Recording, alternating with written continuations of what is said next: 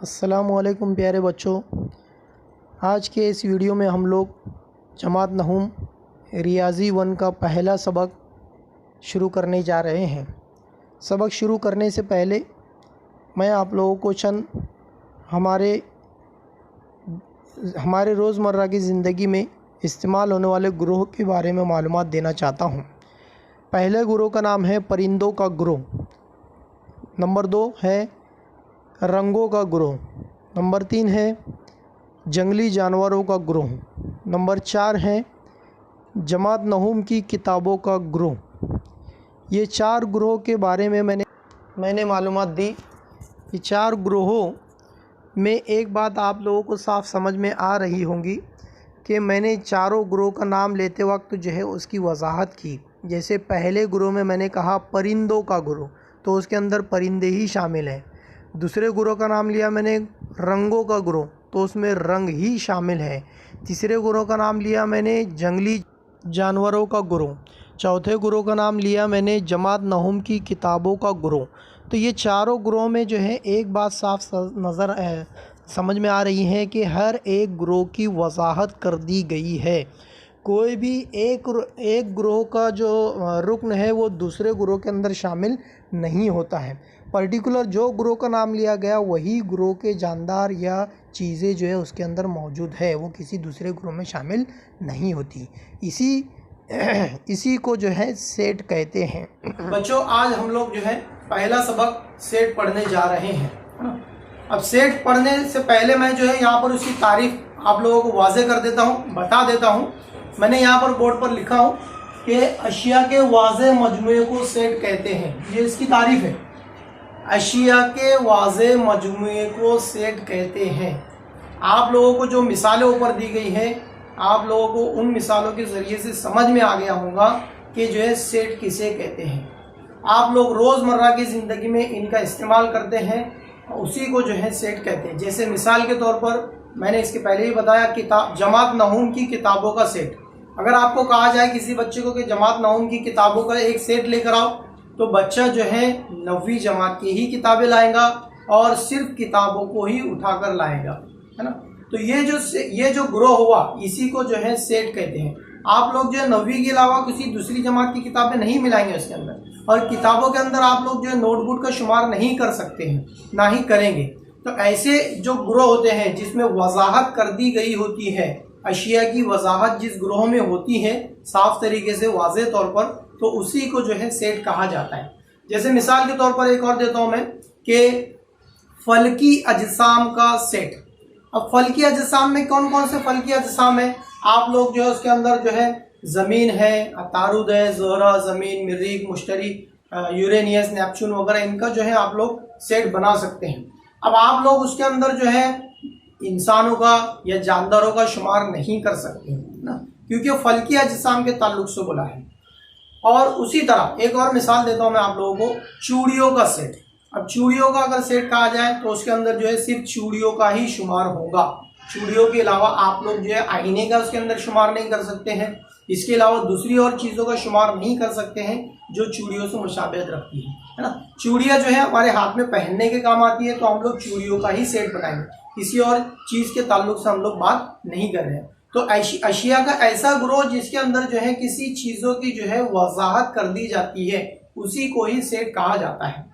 यहाँ पर मैंने तारीख लिखा हूँ। इसके बाद देखते हैं हम लोग चंद मिसालें। आइए हम लोग इनको जो है चंद मिसालों के ज़रिए से समझते हैं कि कौन से ग्रोह जो है वाकई में सेट कहलाते हैं और कौन से ग्रोह की वजाहत ना होने की वजह से वो सेट नहीं होते हैं। यहाँ पर मैंने बोर्ड पर चंद मिसालें लिखा हूँ।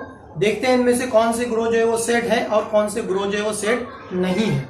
अब यहाँ पर देखिए, पहली मिसाल लिखा हूँ मैंने, हफ्ते के दिन का सेट। हफ्ते के दिनों का सेट बोलिए आप लोग, तो आप लोग जो है फौरन बोल देंगे कि पीर, मंगल, बुध, जुमेरात, जुमा, शनिचर, इतवार, इस तरह से आप लोग बोल देंगे। अब इसके अंदर जो है हफ्ते के दिन, ये जो है उसकी वजाहत करता है। अगर मैं आप लोगों को बोलूँगा कि दिनों का सेट बोलो, तो आप लोग दूसरा सवाल मुझसे ये पूछेंगे कि कौन से दिनों सेट क्या आप जो है बोल रहे हैं बच्चों के दिनों वाला या खास मौके पर मनाए जाने वाले दिनों का सेट बोल रहे हैं, या फिर हफ्ते के दिन का सेट बोल रहे हैं, या फिर किसी पर्टिकुलर महीने के दिन की बात कर रहे हैं? आप लोग इस तरह के सवाल पूछने लग जाएंगे। लेकिन अगर मैं आप लोगों को ऐसे कहूँ कि हफ्ते के दिनों का सेट बताइए, तो आप लोग सीधे सीधे बगैर किसी सोचे समझे के जो है सीधे सीधे कहेंगे कि पीर, मंगल, बुध, जुमेरात, जुमा, शनिचर, इतवार। इस तरह से ये जो ग्रोह है इसको जो है सेट कहते हैं। ठीक है, दूसरी मिसाल देखते हैं। दूसरी मिसाल है 1 साल के महीने का सेट। 1 साल के महीने का सेट। अब साल में आप लोगों को पता है कि 12 महीने होते हैं और 12 महीनों के नाम आपको पता है। जनवरी से लेकर दिसंबर तक आप लोग नाम बताएंगे। तो इसके अंदर जो वजाहत कर दी गई है, क्या वजाहत की गई है कि 1 साल में महीनों के नाम का सेट बनाना है। सिर्फ आपको महीनों के नाम लेना है। आप महीनों के नाम के अंदर जो है ये नहीं बोल सकते कि भाई इतवार भी आ गया, पीर भी आ गया, ये नहीं बोल सकते। क्यों? क्योंकि इसके अंदर वाजे कर दिया हमको सिर्फ महीनों का सेट बनाना है। तो आप लोग जो है 12 अरकान लेंगे। जनवरी से लेकर दिसंबर तक 12 महीने होते हैं। 12 नाम का जो सेट रहेगा वो हो गया 1 साल का महीनों का सेट। तो ये इस तरह से ये एक सेट है। क्यों? क्योंकि इसके अंदर वजाहत है।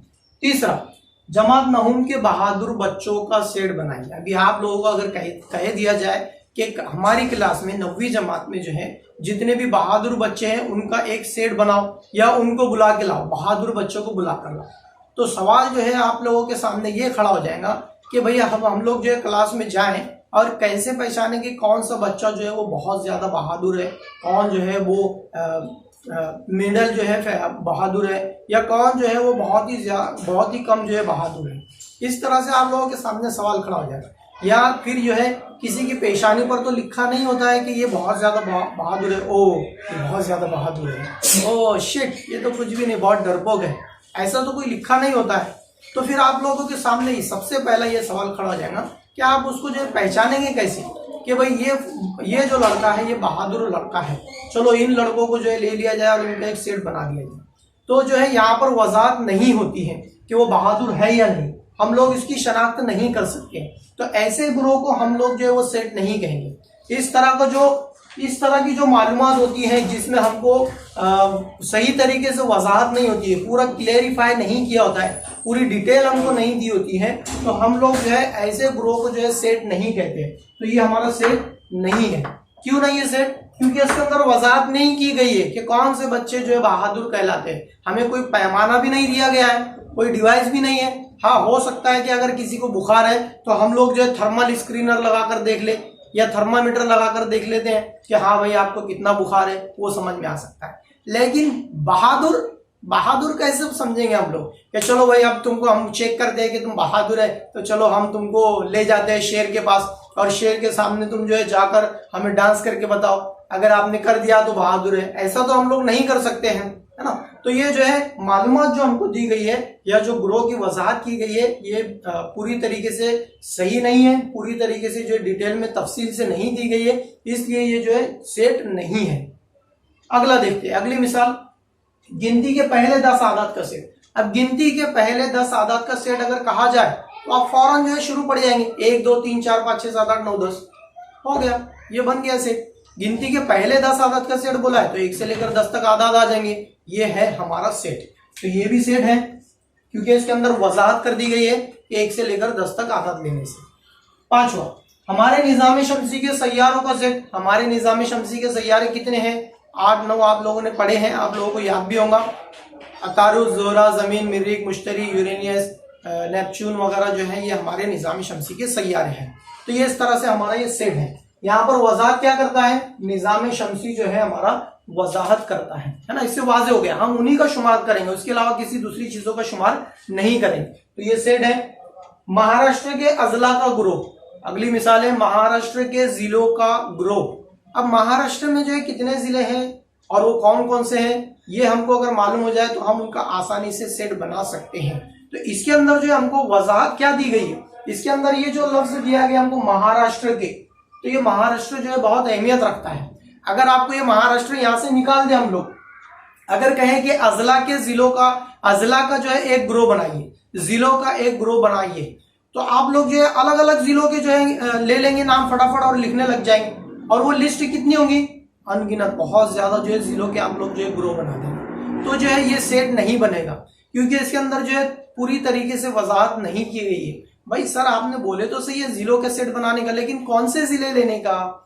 सिर्फ महाराष्ट्र के लेना है या यूपी के लेना है या बिहार के लेना है या फिर जो हमें कानपुर के लेना है या राजस्थान के लेना है या तो फिर जो हमें उत्तर प्रदेश या फिर तो हमें मध्य प्रदेश वगैरह के जो है जिले लेना है। ऐसी जो हमको अगर मालूमात दी जाती है जिसमें वजाहत नहीं होती है तो ऐसे ग्रुप को सेट नहीं कहते हैं। हाँ, जिनमें जो है तफसीली वजाहत होती है उन्हीं को जो है सेट कहा जाता है। मैं उम्मीद करता हूं कि आप लोगों को जो ये सेट समझ में आ गया होगा। अगर ये बहुत ही इंपॉर्टेंट पार्ट है बच्चों कि इसके अंदर जो है सेट को कैसे जाहिर किया जाता है। सबसे पहले तो जो है हम लोग देखेंगे सेट का नाम, है ना। अब किसी भी ग्रोह का नाम होता है, उसी तरह जो है सेट को लिखने अगर हम लोग जाएंगे या रिप्रेजेंट करने जाएंगे, जाहिर करने जाएंगे, तो उसको जो है एक खास नाम से पुकारा जाता है। जैसे कि यहाँ पर हम रियाजी जबान के अंदर जो है जितने भी सेट पढ़ने वाले हैं उसमें जो है सेट का जो है नाम देना होता है, और नाम देने के लिए जो है सेट को जो है कैपिटल लेटर से जाहिर किया जाता है। आप लोग जो है कैपिटल लेटर्स ए से लेकर तो जेड तक कोई भी हरूफ या अल्फाबेट इस्तेमाल कर सकते हैं। तो मैं यहाँ पर लिखता हूं सेट को अंग्रेजी के हरूफ, अंग्रेजी के बड़े हरूफ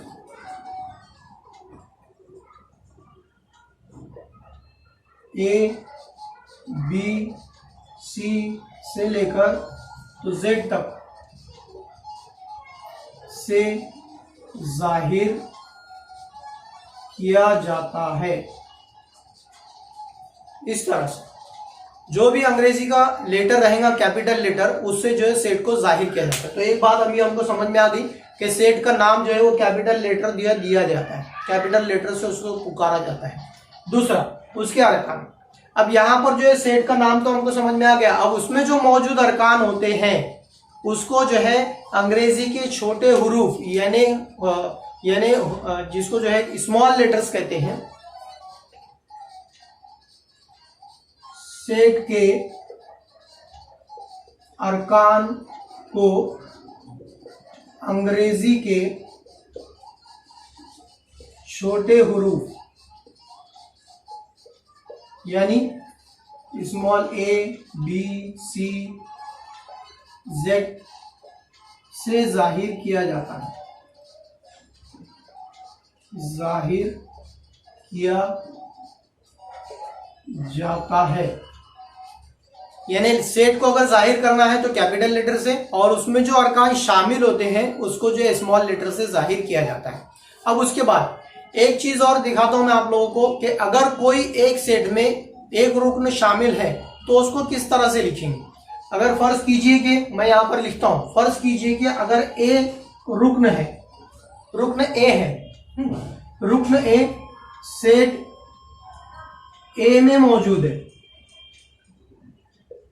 ए में मौजूद है। फर्ज कीजिए कि ए एक सेट है कैपिटल है और उसके अंदर ए एक रुकन शामिल है, मौजूद है, तो उसको किस तरह से लिखेंगे। तो अलामतन जो है उसको इस तरह से लिखा जाता है, ए ये इस तरह से लिखा मैं। इसको क्या पढ़ते हैं मैं आप लोगों को बता दो, ध्यान से सुनिए। ए बिलोंग्स टू ए, मैं यहां लिख कर देता हूं, ए बिलोंग्स टू सेट ए। ये इसको अंग्रेजी में इस तरह से पढ़ा जाता है, ए बिलोंग्स टू सेट ए, यानी क्या ए सेट ए में शामिल है या मौजूद है, शामिल है या मौजूद है, इस तरह से उसको पढ़ा जाता है। याद रखिए बच्चों, ये जो अलामत है इसको एप्सिलॉन कहते हैं, लेकिन उसको पढ़ते टाइम जो है ना बिलोंग्स टू पढ़ते हैं। ए बिलोंग्स टू सेट ए यानी रुकन ए जो है सेट ए में मौजूद है, इस तरह से कहा जाता है। और अगर कोई रुकन मौजूद नहीं है तो इसी को ऐसे ही लिखते हैं, लेकिन सिर्फ एक खड़ी लकीर, आड़ी लकीर जो है उसको लगा देते हैं। जैसे मैं मिसाल के तौर पर बताता हूं कि वन जो है वो सेट ए में मौजूद नहीं है। अब इसको अगर अलामतन मुझे लिखना है तो मैं ऐसे लिखूंगा, 1 लिखूंगा एप्सिलॉन बनाऊंगा और सेट ए लिखूंगा। तो अब ये 1 जो है वो सेट ए में मौजूद नहीं है, इसलिए इसको कट कर देंगे। एप्सिलॉन जो बना है इसको हमने कट कर देंगे। तो क्या पढ़ेंगे इसको, 1 जो है वो सेट ए में मौजूद नहीं है, ऐसा इसको पढ़ेंगे। लिखना भी है तो वैसे ही लिखना है हमको, 1 सेट ए में मौजूद नहीं है। इस तरह से जो है इसको पढ़ते हैं या अलामतन लिखते हैं। सेट लिखने का तरीका बच्चों, सेट लिखने के यहाँ पर हमारी दरसी किताब के अंदर 2 तरीके बताए गए हैं। पहला तरीका है फहरिस्ती तरीका और दूसरा तरीका है खुसूसियत वाला तरीका। तो हम लोग एक के बाद एक देखते हैं। पहला तरीका जो है फहरिस्ती तरीका। फहरिस्ती तरीका बहुत ही आसान है। फहरिस्ती तरीके में अरकान की वजाहत ना करते हुए सीधे सीधे जो है अरकान की फहरिस्त बना दी जाती है। उस तरीके को जो है फहरिस्ती तरीका कहते हैं। लेकिन उसका लिखने का तरीका क्या है? लिखने का तरीका यह है कि सेट के अरकान को जो है पहले 2 महराबी कौस में लिखा जाता है। सेट के अरकान को 2 महराबी कौसें में लिखा जाता है, एक बात ये। और दूसरी बात ये कि सेट के अंदर जितने भी अरकान मौजूद होते हैं उन्हें फहरिस्त बनाकर लिख दी जाती है। इसके अंदर जो है फहरिस्त बनाकर उनको लिख दिया जाता है, लेकिन हर मुत्तसिल अरकान को जो है कौमा से जुदा करते हैं। यानी अगर आप लोग जो है सेट के अंदर जो भी अरकान लिख रहे हैं, जैसे मैं अंग्रेजी के वॉवेल्स का सेट लिखता हूं, तो वो है ए, ई, आई, ओ, यू। ये जो है अंग्रेजी के वॉवेल 5 है, हमको मालूम है। तो अब इसको जो है अरकान बोलेंगे हम लोग। ये जो है सेट के अरकान है, इसको स्मॉल लेटर से जाहिर करते हम लोगों ने इसके पहले देखा। और इनको जो है लिखते वक्त देखो यहाँ पर ए, ई, आई, ओ, यू, ये मैंने अरकान लिखा, लेकिन हर रुकन के बाद जो है देखो कॉमा लगाया हूं। तो ये इस तरह से फहरिस्ती तरीके में जब अरकान की फहरिस्त बनाई जाती है तो उसके अंदर जो है हर रुकन को कॉमा से जुदा किया जाता है। और एक खास अहम बात ये इसके अंदर कि हर जो भी सेट के अंदर आने वाला जो रुकन होता है उसको एक ही मर्तबा लिखा जाता है, डबल नहीं लिखा जाता है। अगर कोई रुकन जो है डबल आ रहा है तो उसको जो है सिर्फ एक ही मर्तबा काउंट करते हैं, बार बार 2 बार उसको लिखा नहीं जाता है। जैसे यहाँ पर हम लोग मिसाल के जरिए से देखते हैं। मैं यहाँ पर आपको जो है 2 मिसालें बताता हूँ, उसके जरिए से आप लोगों को समझ में आ जाएगा कि फहरिस्ती तरीके में जो है अरकान को किस तरह से लिखा जाता है, ये सेट को किस तरह से लिखा जाता है। नंबर 1 पहली मिसाल लिखता हूं मैं कि 1 से लेकर गिनती के 1 से लेकर 10 तक आदात का सेट अगर हमको ऐसे लिखना है तो क्या लिखेंगे? पहले हम लोग जो है 2 महराबी कौस बनाएंगे और उसके अंदर गिनती के आदात 1 से लेकर 10 तक 1, 2, 3, 4, 5, 6, 7, 8, 9, 10, ये एक सेट बन गया। अब देखो यहाँ पर मैंने 2 महराबी कौस बनाया और उसके दरमियान में मैंने हर रुकन को जो है कॉमा से जुदा किया। ये इसका लिखने का तरीका है। और ये हमने पूरी फहरिस्त बना दी उसकी, एक्चुअल जो रुकन है उनके नाम यहाँ लिख दिया हमने। तो ये जो तरीका कहलाता है फहरिस्ती तरीका कहलाता है। दूसरी मिसाल देखते हैं।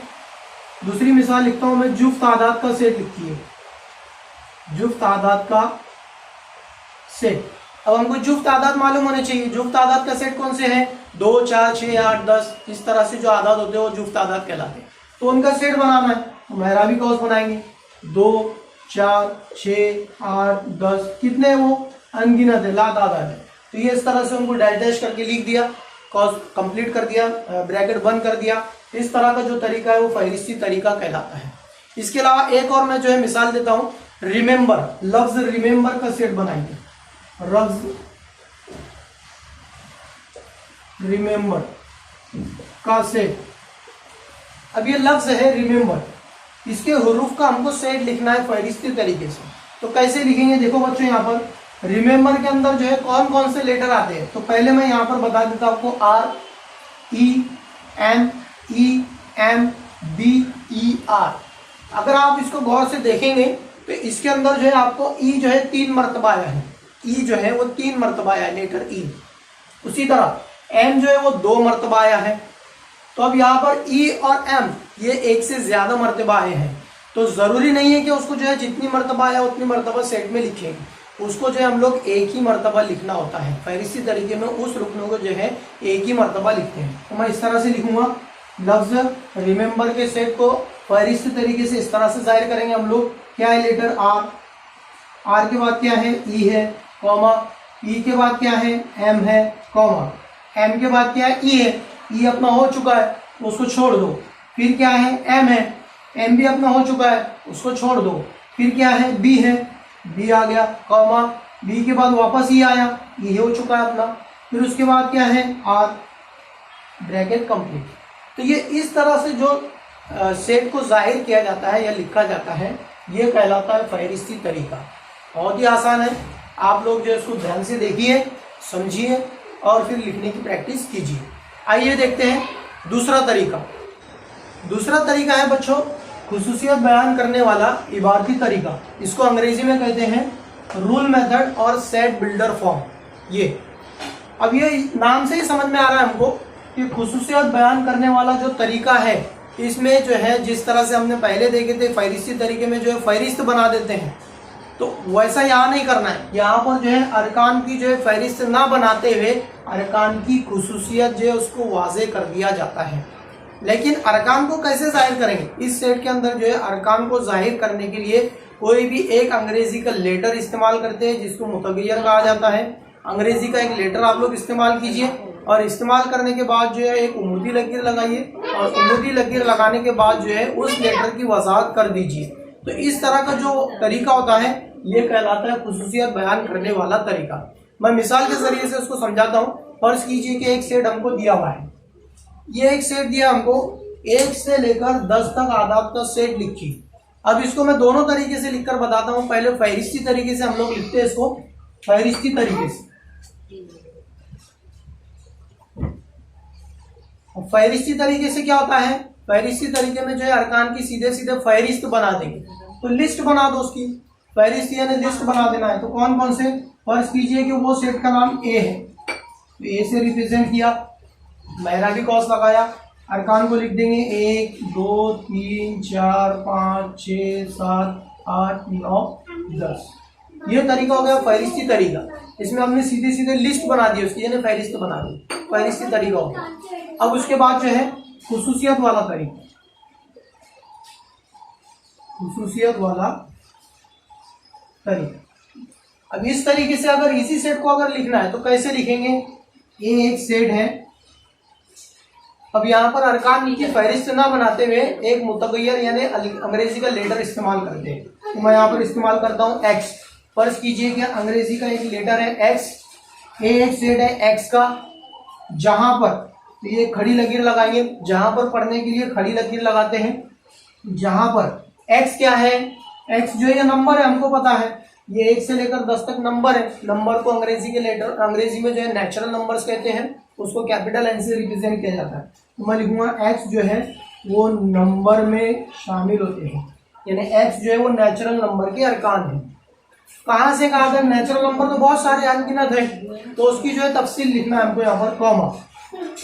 एक्स जो है वो 10 के बराबर या 10 से छोटा और 1 से बड़ा या 1 के बराबर होता है। अब ये वजाहत कर दिया, ब्रैकेट कंप्लीट। तो ये जो तरीका है ये कहलाता है खुसूसियत वाला तरीका। ये एक सेट है एक्स का, खड़ी लकीर को पढ़ेंगे जहां पर एक्स जो है वो नेचुरल नंबर के अरकान है, कॉमा, कहां से कहां तक है? एक्स जो है वो 1 से लेकर तो 10 तक आदाद है। तो इस तरीके का जो तरीका है वो कहलाता है खुसूसियत वाला तरीका। अब मिसाल दी गई हमको, पहले 5 मुफर्रिद आदाद का सेट लिखिए।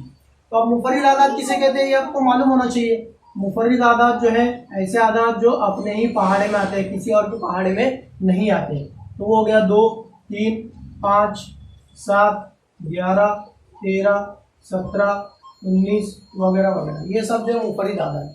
हमको बोला है पहले 5 आदाद से, यानी कौन कौन से होंगे वो? 1 2 3 4 5, ये इतने आदाद का सेट को जो हमको रिप्रेजेंट करना है, लिखना है। लेकिन कौन से तरीके से? सेट खुसूसियत वाले तरीके से या फिर फहरिस्ती तरीके से। मैं दोनों से लिख के बताता हूँ। पहला तरीका हम लोग देखेंगे फहरिस्ती तरीका। फहरिस्ती तरीका, फहरिस्ती तरीके में जो है सीधे सीधे फहरिस्त बना देना है। तो फर्ज कीजिए कि एक सेट है प्राइम नंबर, मुफर्रिद आदाद का एक सेट है जिसको प्राइम नंबर कहते हैं। प्राइम नंबर का एक सेट है, मेहराबी कॉस लगाएंगे हम लोग, और वो मुफर्रिद आदाद की सीधे सीधे तफसील से लिख देंगे, फहरिस्त बना देंगे। कौन कौन सा आदाद है वो 2, 3, 5, 7, 11। ये पहले आज 5 आदद हो गए, ब्रैकेट कंप्लीट। ये हो गया हमारा मुफर्रिद आदाद का सेट। ये जो तरीका है ये फहरिस्ती तरीका है। अब इसी को खुसूसियत वाले तरीके से कैसे लिखेंगे? खुसूसियत वाला तरीका कैसे लिखेंगे? P एक सेट है x का, याद रखो ये मेथड। P एक सेट है x का, जहां पर x क्या है? x जो है वो मुफर्रिद आदाद का सेट है, मुफर्रिद आदाद के अरकान है, मुफर्रिद आदाद के अरकान है। ये एप्सिलॉन यानी बिलोंग्स टू पढ़ते हैं, x is belongs to prime number. लेकिन कौन से प्राइम नंबर? तो यहाँ लिखना है हमको। यहाँ क्या लिखेंगे हम लोग? x जो है वो 2 के बराबर बड़ा है, या तो फिर 2 से लेकर 11 तक है। ये 2 से लेकर 11 तक, यहाँ लिखेंगे 11 इस तरह से। तो ये मुफर्रिद आदाद होने चाहिए, लेकिन कहाँ से? 2 से लेकर 11 तक मुफर्रिद आदाद का सेट है।